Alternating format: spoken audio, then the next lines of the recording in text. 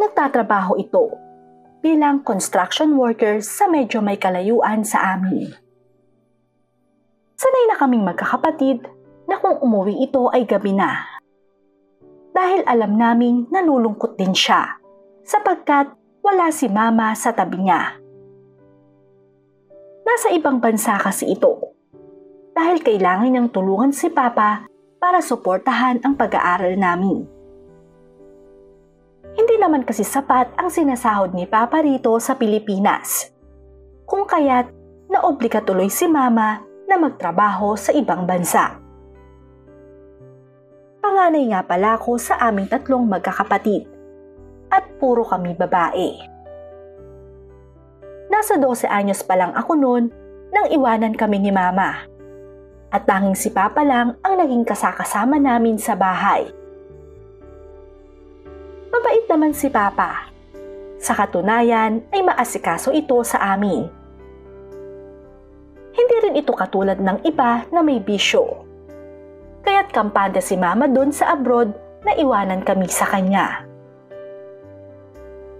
Ngunit nang magkasakit ang bunso kong kapatid, ay kinausap ni mama ang dalaga niyang kapatid para magbantay muna sa amin. Ayaw naman kasi ni papa na mag-resign sa trabaho niya dahil sayang naman daw ang kinikita niya doon. Isa pa ay hindi raw siya sanay na walang ginagawa at nasa bahay lang. Kung kaya't napilitan si mama na pakiusapan ang kapatid para lang may tumingin-tingin sa amin. Total naman daw ay wala pang trabaho ito at naghihintay pa siya ng tawag sa mga inaplayan niya. Pumayag naman si Tia Lorna na pansamantala ay siya muna ang mag-alaga sa amin. Kaya't nagulat na lang kami nang bigla itong dumating sa bahay namin para ipaalam na siya daw muna ang bahala sa amin. Nung una ay ayaw pa nga sana ni papa dahil kaya naman daw niya kaming alagaan. Pero nang ipilit ni mama na siya na raw ang bahala na magpasweldo kay Tia Lorna, ay wala na rin itong nagawa pa. Totoo po ba, Tia, na dito po muna kayo titira? Na kayo po muna ang mag-aalaga sa amin? Tanong ng nakababata kong kapatid na may sakit. Oo, Lucy. Kaya magpagaling ka ha, para hindi mag-alala sa'yo yung mama mo. Anya naman nito. Nung mga sandaling yon ay pakiramdam ko na nagkaroon muli kami ng ina. Sa totoo lang kasi ay mahirap talaga ang walang nanay sa bahay. Kahit pa nga kasama namin si papa. May mga bagay kasi itong hindi magawa na ang ina lang ang nakagagawa. Kaya naman, sobra talaga kaming natuwa nang dumating sa bahay namin si Tia Lorna. Mabilis na lumipas ang panahon. Hanggang sa nasanay na kaming si Tia ang kasakasama namin sa bahay. Napapansin ko namang tila nagiging close na rin sila ni Papa. Marahil ay mabait naman talaga kasi si Tia. Kung minsan pa nga ay nakikita kong inaasikaso rin niya si Papa sa tuwing dumarating ito sa trabaho. At sa bagay na yon ay akala ko na normal lang yon dahil nga sa maasikaso lang talaga siya. Ngunit nang minsang mahuli ko sila ni Papa sa kusina na nagsusubuan, ay doon ako nagkaroon ng ibang idea. Ganun pa man, noong mga panahong yon ay hinayaan ko lang ang nakita kong yon. Sapagkat naisip ko na baka walang masama sa ginagawa nilang yon. Natatakot rin naman kasi kung magsumbong kay Mama. Dahil baka iyon pa ang pagmulan ng pag-aaway nila. Kaya naman, nanahimik na lang ako at binaliwala ang nakita kong yon. Sa patuloy na pamamalagi ni Tia sa bahay namin, ay pansin kong tila nagugustuhan naman niya ang pagsilbihan si Papa. Pero habang tumatagal, ay patindi ng patindi ang eksenang nasasaksihan ko, na halos parang siya na talaga ang asawa nito. Sa edad ko nung 12 anyos ay mayroon na akong kamalayan sa mga nangyayari. Kaya naman, sa tuwing may ibang ginagawa sila papa at tiya, ay kinukutuban na ako. Isang araw, habang kami ay pumasok ng lahat sa eskwela, nang makalimutan ko ang aking ID. Wala naman akong choice noon kundi balikan iyon, dahil hindi rin ako papapasukin ng security guard. Kaya naman naisipan kong umuwi noon para kuhanin ang aking ID. Tutal naman ay maaga pa, at kung sakaling mahuli man ako sa unang subject namin, ay hindi na lang ako papasok rito. Dali-dali akong pumara ng jeep para umuwi ng bahay. At pagdating doon ay mabilis akong bumaba dahil medyo malayo pa ang lalakarin ko. Hindi ko na nga napapansin ang mga taong nasasalubong ko doon, dahil ang nasa isip ko ay kailangang makuha ko kaagad ang aking ID. Nang makarating naman na ako sa aming bahay, ay hindi na ako kumatok pa, sapagkat naisip ko na baka tulog pa si tiya. Maaga kasing gumigising ito para ipagluto kami ng almusal at baon namin. Kaya naman, dumiretso na lang ako sa aking kwarto upang kuhanin na ang aking ID.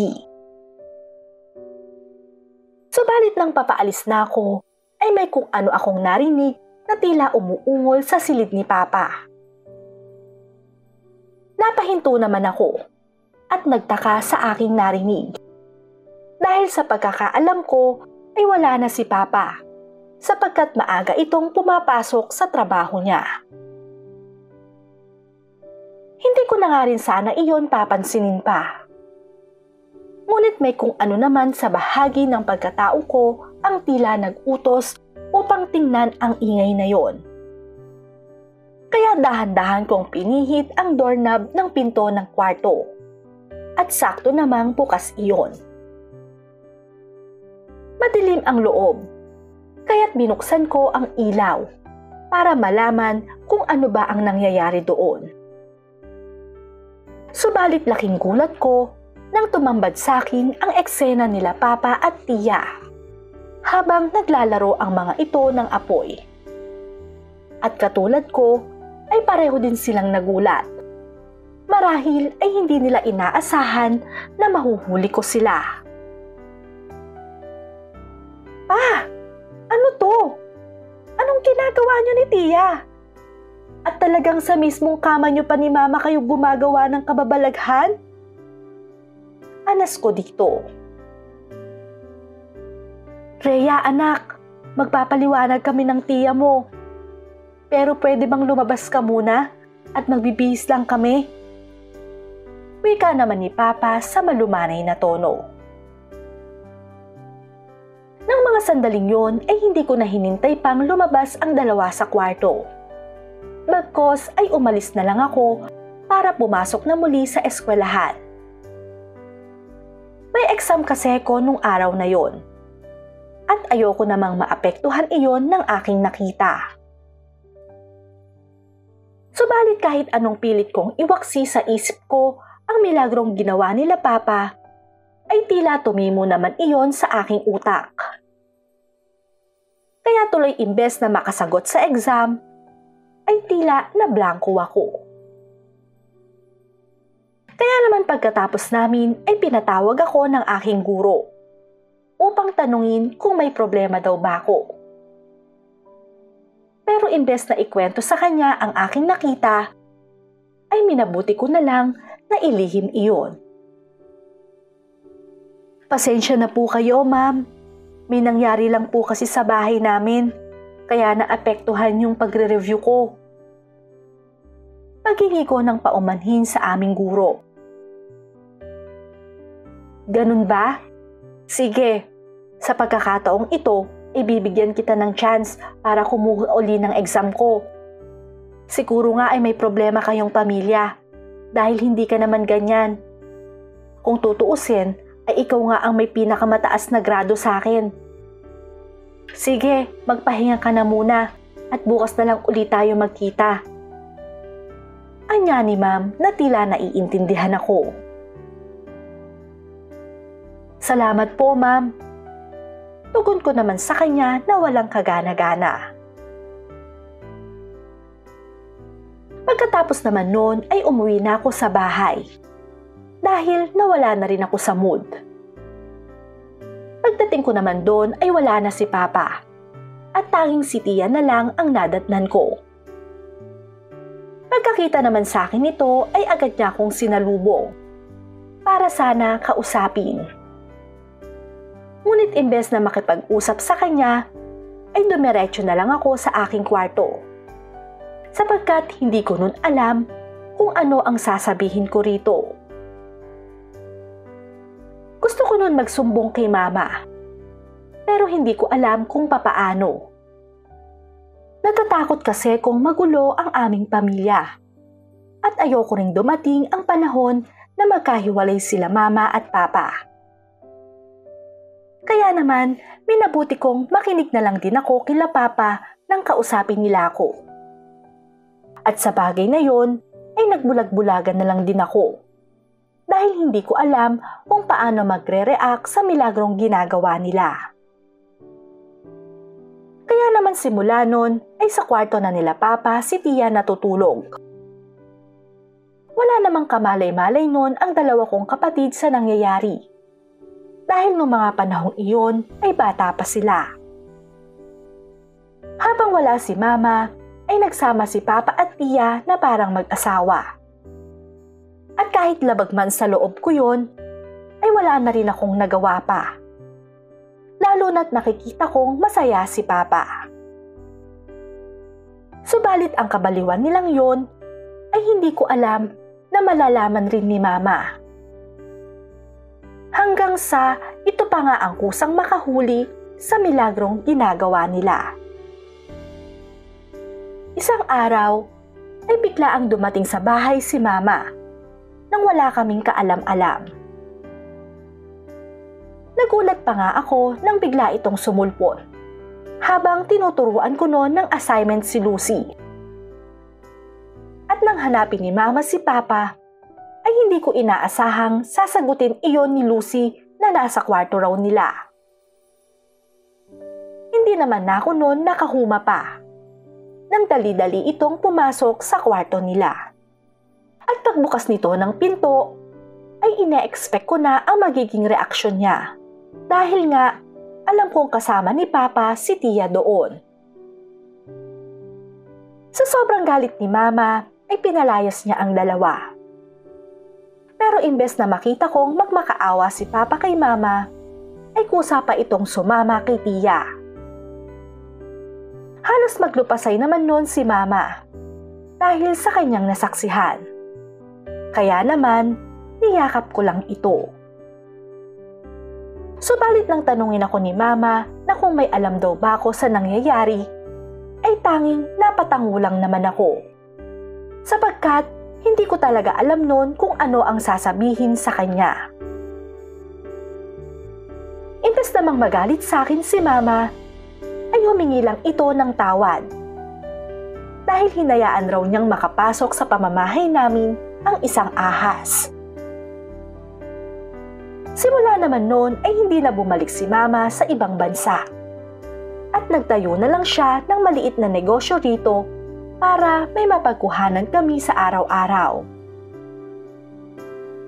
Hindi naman na muling bumalik pa si Papa sa bahay. Bagkus ay sumama na ito kay Tia at namuhay silang dalawa sa malayong lugar. Hinayaan lang naman sila ni Mama dahil ang importante raw ay kasama na niya kaming mga anak niya.